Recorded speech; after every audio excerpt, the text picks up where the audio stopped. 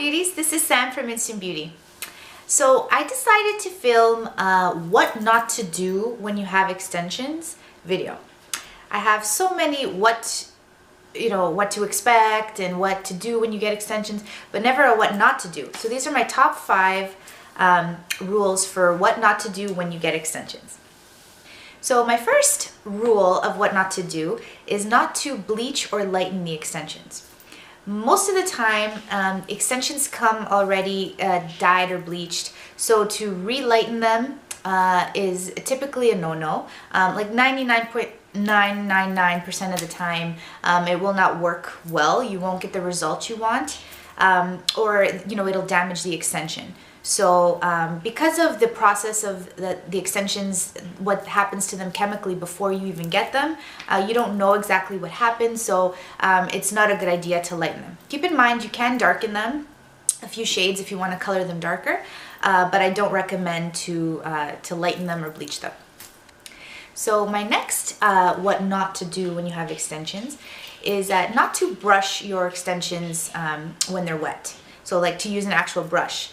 I recommend to use a wide tooth comb. I've said this a million times in my different videos, but it's a really big tip because if you were to brush your hair especially when they're tangled, when they're wet, you can cause a lot of breakage. You could cause the extensions to slip out.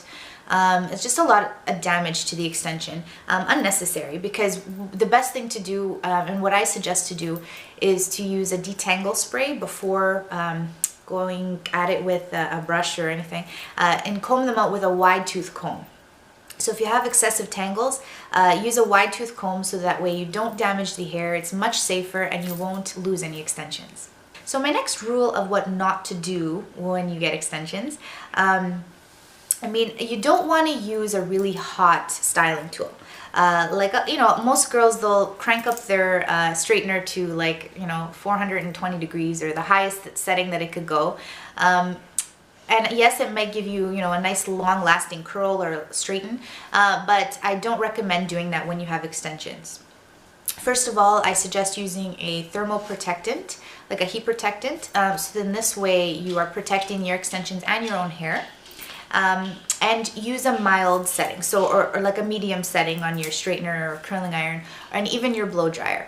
And as a side tip, if you have fusion extensions, do not use a blow dryer on high heat for sure, because you may actually melt the glue and you'll end up with a big mess, or more likely your extensions will just slip out because the glue is now soft.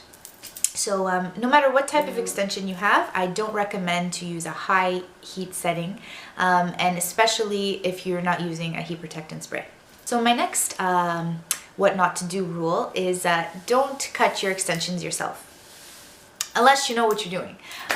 For the most part, I've made a few videos on how to actually cut your extensions yourself, because a lot of times you're buying extensions online or you get them done and the person doesn't cut them for you, and then you realize you have your short hair and then the super long extensions and it just looks ridiculous. It doesn't look natural. I get it. But the biggest mistake people can make is trying to cut them themselves, because then you have to basically redo everything or order them again if they're too short or they're cut weird or something. So I don't recommend to do it. Unless really you've practiced before, or you've done your research and watched my videos. No, seriously, but go to a professional, somebody who knows how to cut extensions specifically, not just hair, because it's different. So yeah, that's my tip. Don't cut them yourself, because you'll probably ruin them. So my final rule of what not to do is don't go to sleep with wet extensions. Or if you have clip-ins, don't go to sleep with clip-ins at all, because clip-ins can actually cause bald spots when you are rolling around and they're clipped in there really tight. They can actually snag the hair and it's a big disaster. I have so many clients that have bald spots from sleeping with clip-ins. But anyways, my main point though is to not sleep with extensions when they're wet. So don't go to bed with wet hair, basically. Because depending on the method that you have on, whether it be fusion or tape, it can actually, the water can seep in and actually cause them to fall out sooner than you want. As well as, just any kind of extension can really tangle up when it's wet. So to go to sleep with it wet, you're probably going to end up with a big mess in the morning that you're going to have to deal with. So I recommend to at least semi-dry your hair before bed and comb it out nicely and then put it up, either in a high ponytail or in 2 pigtails or something, some way that it's comfortable for you to sleep and that the extensions won't be matting. Those are my main 5 what not to do rules. So I hope you guys learned something. If you have any of your own tips, please feel free to leave them below. And if you are not already subscribed, please hit the subscribe button. And I will see you again in another video. Bye, guys.